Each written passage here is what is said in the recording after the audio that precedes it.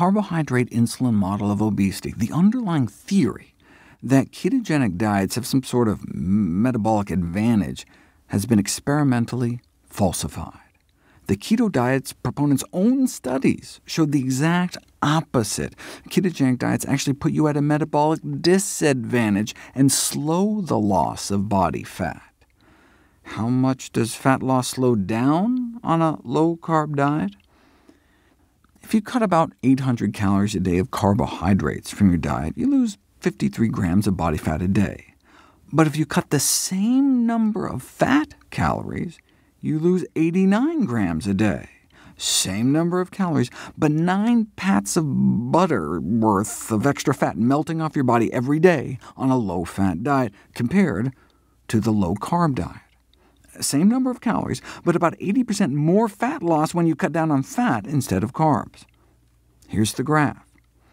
Cut 800 calories from your diet by cutting carbs, and you do lose body fat, but cut out the same number of calories by cutting fat, and you lose even more body fat, 80% more body fat lost. The title of the study speaks for itself. Calorie for calorie, dietary fat restriction results in more body fat loss than carbohydrate restriction in people with obesity. But just looking at the bathroom scale, though, would mislead you into thinking the opposite. After 6 days on the low-carb diet, study subjects lost 4 pounds. On the low-fat diet, they lost less than 3. So step on the scale, and it looks like the low-carb diet wins hands down. So you can see why low-carb diets are so popular. But what was happening inside their bodies tells the real story. The low-carb group was losing mostly lean mass, water and protein. This loss of water weight helps explain why low-carb diets have been such cash cows for publishers over the last 150 years. That's their secret. As one weight loss expert noted, rapid water loss is the $33 billion diet gimmick. When you eat carbohydrates, your body bulks your muscles up with glycogen for quick energy. Eat a high-carbohydrate diet for 3 days, and you may add about 3 pounds of muscle mass onto your arms and legs. Those glycogen stores drain away, though, on a low-carb diet and pull water out with it. And the ketones also need to be flushed out of the kidneys, pulling out even more water. On the scale, that can manifest as 4 more pounds coming off within 10 days, but that all can be accounted for in water loss. The bottom line, keto diets just don't hold water.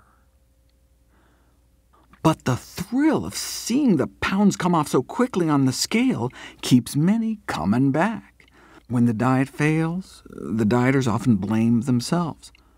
But the intoxication of that initial rapid weight loss may tempt them back, like getting drunk again after forgetting how terrible the last hangover was.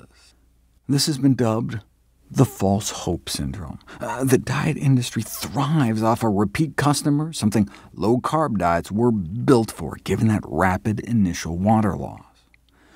But what we care about is body fat. In 6 days, the low-fat diet extracted a total of 80% more fat from the body than the low-carb diet. That's not just one study. If you look at all the controlled feeding trials, where researchers compared low-carb diets to low-fat diets, swapping the same number of carb calories for fat calories, or vice versa, if a calorie is just a calorie, then all the studies should have crossed that zero line in the middle, and indeed, 6 did. One study showed more fat loss on a low-carb diet, but every other study favored the low-fat diet. More loss of body fat eating the same number of calories. Put all the studies together, and we're talking 16 grams more daily body fat loss on the low-fat diets. That's 4 more pats of butter melting off your body on a daily basis. Less fat in the mouth means less fat on the hips, even taking in the same number of calories.